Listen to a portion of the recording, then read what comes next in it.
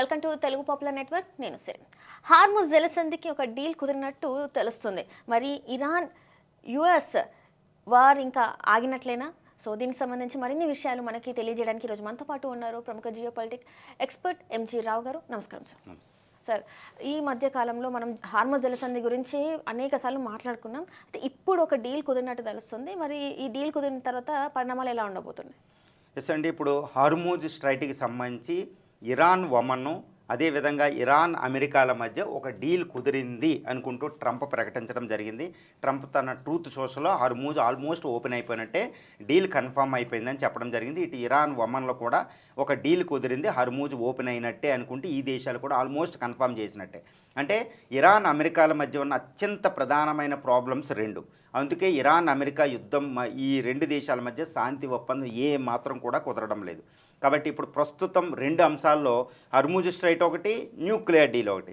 ఇప్పుడు Hormuz straight almost confirm అయిపోయింది, deal కుదిరినట్టే. ఎందుకంటే ఇప్పుడు ప్రస్తుతం ఇరాన్ ఒమన్ల మధ్య ఒక డీల్ కుదరడం. ఎందుకంటే ఈ హార్ముజ్ స్ట్రైట్ అనేది ఇరాన్ ఒమన్ రెండు ప్రాదేశిక జలాలు, టెరిటోరియల్ వాటర్లో ఉంటాయి అన్నమాట. 37 కిలోమీటర్ల వెడల్పు, 167 కిలోమీటర్ల పొడవున్న ఈ Gulf of Persian Gulf of Oman మధ్యలో హార్ముజ్ స్ట్రైట్. ఈ రెండు ఈ ఒమన్ను అదేవిధంగా ఇరాన్ దేశాల కిందకు వస్తాయి అన్నమాట. ఈ రెండు దేశాలు ఇప్పుడు ఒప్పందం కుదుర్చుకునే దాని ప్రకారం ఏంటంటే ఈ షిప్పులు ఏ రూట్లో వెళ్ళాలనేది ఈ రెండు దేశాలు నిర్ణయిస్తాయి అన్నమాట, నావిగేషన్ రూట్లని. సో ఈ రెండు సహకరించుకుంటాయి అనేది ఆ రెండు దేశాలు ఇప్పుడు ఒప్పందం కుదుర్చుకోవడం జరిగింది. ఇప్పుడు ఈ ఒప్పందం తర్వాత యునైటెడ్ స్టేట్స్ ఆఫ్ అమెరికా ఇరాన్కి సంబంధించి ఒప్పంద వివరాలు ప్రస్తుతం మనకు లభిస్తున్న వార్తలను బట్టి చూస్తే ఈ యొక్క హార్ముజ్ స్ట్రైట్ మీద కంట్రోల్ ఇరాన్కు ఉంటుంది. అంటే అమెరికా డిమాండ్ చేస్తున్న ఫ్రీ నావిగేషన్ని ఇరాన్ ఒప్పుకున్నట్టు తెలుస్తుంది. అంటే ఫ్రీగా ఎటువంటి టోల్ ఫీ లేకుండా అక్కడ ప్రతి షిప్పు, ఆయిల్ ట్యాంకర్లు, గ్యాస్ ట్యాంకర్లు, కమర్షియల్ షిప్పులు పయనిస్తాయి, కార్గో షిప్పులు. ఎటువంటి టోల్ ఫీ ఉండదు. కానీ ఇరాన్ ఏంటంటే 5 నుంచి 7% అప్పు సర్వీసింగ్ ప్రాసెసింగ్ ఛార్జీ విధించాలనుకుంటుంది, టోల్ ఫీ కాకుండా.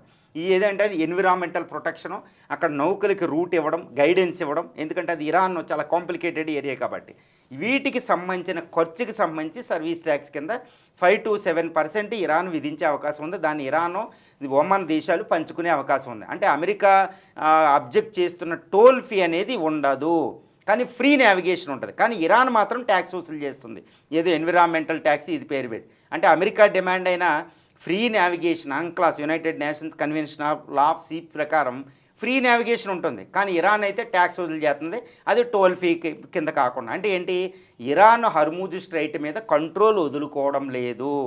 అది ఫిబ్రవరి 28 ముందు, అంటే అమెరికా ఇరాన్ యుద్ధం మొదలవ్వకపోయే ముందున్న పరిస్థితిని ఇరాన్ ఇప్పుడు ఒప్పుకుంటలే. ఇరాన్ మేము చాలా కష్టపడి యుద్ధంలో గెలిచి హార్ముజ్ స్ట్రైట్ మీద కంట్రోల్ వచ్చింది కాబట్టి మేము వదలము. కానీ అమెరికా ఏంటంటే మిడిల్ పాత్లో వెళ్ళిపోయి ఇంకా ఇరాన్ నుంచి హార్ముజ్ స్ట్రైట్ని వెనక్కి తీసుకునే పరిస్థితి అమెరికాకి లేదు. కాబట్టి ఇక ఇరాన్ డిమాండ్కి ఒప్పుకున్నట్టుంది. కాకపోతే వేరే భాష, టోల్ ఫీ బదులు సర్వీస్ ట్యాక్స్ అని పెట్టడం జరిగింది. అంటే ఏంటి, ఇరాన్ హార్ముజ్ స్ట్రైట్ని కంప్లీట్ కంట్రోల్ చేస్తుంది, అమెరికాకి ఎటువంటి కంట్రోల్ లేదు. కాబట్టి ట్రంప్ మీద ఇరాన్ విజయం సాధించినట్టే అక్కడ.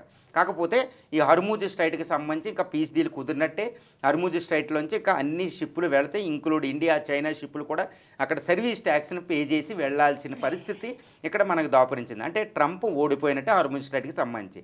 ఒమన్, ఇరాన్ ఒకటైనాయి. తర్వాత ఇప్పుడు మరి అసలైన విషయం, మరి nuclear deal. Hormuz strait deal కుదిరింది, మరి న్యూక్లియర్ డీల్ అనేది ఇంకా పెండింగు.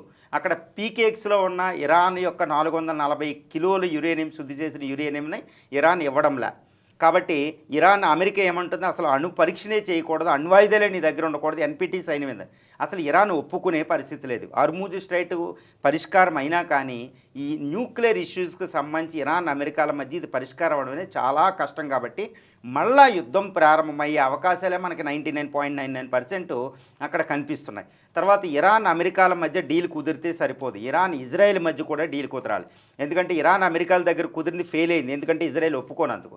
తర్వాత ఇరాన్ ఇరాన్ అమెరికాల మధ్య పీస్ డీల్ కాదు, ఇరాన్ మిగిలిన గల్ఫ్ దేశాల మధ్య కూడా, ముఖ్యంగా సున్నీ దేశాలైన సౌదీ అరేబియా, బహ్రైన్, ఖతారు, ఈ కువైట్, ఈ దేశాల మధ్య కూడా ఒప్పందం జరగాలి. అంటే ఇది చాలా చాలా ఇంపార్టెంట్. తర్వాత హౌతీసు, సౌదీ అరేబియా మధ్య జరగాలి. తర్వాత గాజాకి ఆ తర్వాత అంటే హమాస్కి ఇజ్రాయెల్ మధ్య జరగాలి, హిజ్బుల్లా ఇజ్రాయెల్ మధ్య జరగాలి. అంటే United states of America president అనవసరంగా ఈ ఇరాన్తో యుద్ధం మొదలెట్టడం వల్ల ఇప్పుడు ఇరాన్ యుద్ధం ఆగాలంటే కేవలం ఇరాన్ అమెరికా ఒప్పందం కాదు, ఇరాన్ నుంచి ఈ 6 డజన్ ఒప్పందాలు కుదరాలి వివిధ పార్టీల మధ్య. లేదా యుద్ధం, నాకు తెలిసినంత వరకు యుద్ధం మాత్రం గ్యారంటీగా ఒక వారంలో మళ్ళీ యుద్ధం ప్రారంభమయ్యే అవకాశాలు అయితే పుష్కలం కనిపిస్తున్నాయి. ఇప్పుడు న్యూక్లియర్ డీల్కి సంబంధించి ఇప్పుడు మధ్యవర్తులు ముఖ్యంగా ఏంటంటే ఇటు ఖతార్ కాకుండా ఈజిప్టు, పాకిస్తాన్ వీళ్ళు ఇప్పుడు ఇంకా మిడిల్ మ్యాన్గా అంటే ట్రాక్ టు డిప్లొమసీ అధికారికంగా కూడా చర్చలు జరుపుతున్నారు అమెరికా ఇరాన్ మధ్యలో. కానీ అంత ఈజీగా వెళ్ళే అవకాశం అయితే ఇక్కడ లేదు. నాకు తెలిసినంతవరకు ఇప్పుడు అమెరికా 50,000 మంది అమెరికా సైన్యం అక్కడ ఉన్నారు, 17 ఎయిర్ బేస్లు, ఇంకా మిసైల్స్ అక్కడ అది ఫిల్ చేస్తుంది. ఇరాన్ కూడా సిద్ధంగా ఉంది. ఇప్పుడు ఇరాన్ ఏం చెప్తుందంటే మేము ఎట్టి పరిస్థితుల్లో కూడా డొనాల్డ్ ట్రంప్ని నమ్మము అని చెప్తున్నాయి. అమెరికా కూడా ఇరాన్ నమ్మే పరిస్థితి అక్కడ లేదు. కాబట్టి there is a trust deficit అనమాట, వాళ్ళిద్దరి మధ్య నమ్మకం లేదు. కాబట్టి శాంతి చర్యలు కుదిరినా ఏమవుతుందో తెలియదు, ఒప్పందం కుదిరినా మళ్ళీ యుద్ధం ఏ గంటలోనైనా వచ్చే పరిస్థితి ఉంది. ఇలాంటిది పరిస్థితి, ఒక మిస్ట్రస్ట్ అపనమ్మకాలు అనేది అక్కడ ఉందన్నమాట. కాబట్టి యుద్ధ వాతావరణం అలాగే ఉంది.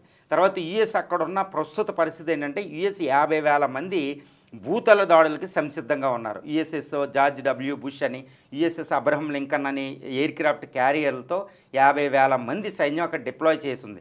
అమెరికా అనుకుంటే ఏ క్షణంలోనైనా అక్కడ భూతల దాడులు మొదలెట్టవచ్చు. ఇప్పుడు ఇరాన్ కూడా ఒక 1 మిలియన్ ఫోర్సెస్ రెడీగా ఉన్నాయి, మాకు మీరు భూతల దాడులకు వస్తే మేము సమాధి కడతామంటున్నారు. కాబట్టి అక్కడ యుద్ధ వాతావరణం అలాగే ఉంది, న్యూక్లియర్ డీల్ కుదరలే. కాబట్టి ఏ సమయంలోనైనా అక్కడ యుద్ధ పరిస్థితులు అక్కడ ఉన్నాయి. రీసెంట్గా యుఏఈ మీద అటాక్ జరిగింది, తర్వాత బాబెల్ మండేబ్లో కార్గో షిప్ల మీద అటాకు, హర్మూజ్ స్ట్రైట్లో కార్గో షిప్ల మీద అటాకు. ఇలా ఆర్మీ నిలబడి ఉన్నప్పుడు మిసైల్ చేసినప్పుడు ఒక 6 నెలలుగా యుద్ధం కొనసాగుతున్నప్పుడు ఏ మాత్రం చిన్న అపనమ్మకం ఉన్నా, చిన్న తేడా వచ్చినా అది భయంకరమైన యుద్ధానికి దారితీస్తుందన్నమాట. కాబట్టి ఇప్పుడైతే హర్మూజ్ స్ట్రైట్ అయితే డీల్ కుదిరింది.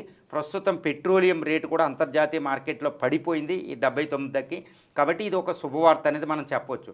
కానీ ఇప్పుడు హర్మూజ్లో ఇరాన్ సర్వీస్ ట్యాక్స్ని ఇప్పుడు గల్ఫ్ దేశాలు కూడా యాక్సెప్ట్ చేయాలి. ముఖ్యంగా సౌదీ అరేబియా, బహ్రెయిన్, ఖతారు, కువైట్, తర్వాత ఈ జోర్డాన్, ఈ దేశాలన్నీ కూడా హర్మూజ్ స్ట్రైట్లోంచే వాళ్ళ షిప్లు వెళ్తాయి, వాళ్ళు యాక్సెప్ట్ చేయాలి. అదర్వైజ్ ఇరాన్ ట్యాక్స్ని వాళ్ళు యాక్సెప్ట్ చేయకపోతే అమెరికా మీద ప్రెజర్ ఉంటుంది. కాబట్టి అంత ఈజీ కాదు, ఇది చాలా చాలా కష్టంతో కూడుకున్నది. ప్రస్తుతానికైతే హర్మూజ్ స్ట్రైట్ డీల్ కుదరడం అనేది ప్రపంచం హర్షిస్తుంది, ఇండియా హర్షిస్తుంది.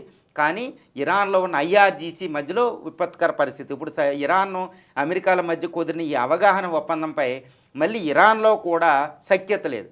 ఇప్పుడు పెజాస్కియన్, మసూద్ పెజాస్కియన్ అధ్యక్షుడికి ముస్తాబా కైమోనీ మధ్య చర్చలు జరిగినట్టు తెలుస్తుంది. వాళ్ళ మధ్య భేదాభిప్రాయాలు ఉన్నాయి. ముఖ్యంగా హార్డ్ కోర్ ఐఆర్జీసీ వాళ్ళు ఈ ఒప్పందాన్ని కూడా ఒప్పుకోవడం లేదు వాళ్ళు. కాబట్టి మరి ఈ హర్మూజ్ ఒప్పందాన్ని వాళ్ళు ఒప్పుకోకపోతే వాళ్ళ మొత్తం అథారిటీ అంతా వాళ్ళ చేతిలో ఉంది. మరి ఇలాంటి సందర్భంలో ఈ హర్మూజ్ స్ట్రైట్ పూర్తిగా ఓపెన్ అవుతుందంటే అది చాలా అసంభవం అని చెప్పొచ్చు. ఎందుకంటే ఇరాన్ అనేది ఇప్పటికీ ఐఆర్జీసీ ఈ ప్రెసిడెంట్ ఫోర్సుల మధ్య విపరీతమైన కాంపిటేటివ్ ఉంది, పవర్ స్ట్రగుల్. కాబట్టి హర్మూజ్ స్ట్రైట్ ఒప్పందం కుదిరినా దాని అమలు అనేది అంత ఈజీ కాదు, చాలా చాలా కష్టం ఉంది. ఏ దేశమైనా ఓడిపోతేనే మొత్తం పరిష్కారం అవుద్దనే పరిస్థితి ఉంది. కానీ ఇరాన్ ఓడే పరిస్థితిలో లేదు, అమెరికా ఓడదో గెలవదు. కాబట్టి ఒక ట్రాప్లా ఉంది. కాబట్టి ఒక దారుణమైన పరిస్థితిలో హర్మూజ్ స్ట్రైట్ దగ్గర ఇక్కడ న్యూక్లియర్ డీల్కి సంబంధించి ఉంది. నాకు తెలిసినంతవరకు ప్రస్తుత ఎంతటి శాంతి అనే దానికి ప్రయత్నాలు జరుగుతున్నా ఈ యుద్ధం మళ్ళీ ప్రారంభమయ్యే అవకాశాలే 100% ఉన్నాయి. రైట్.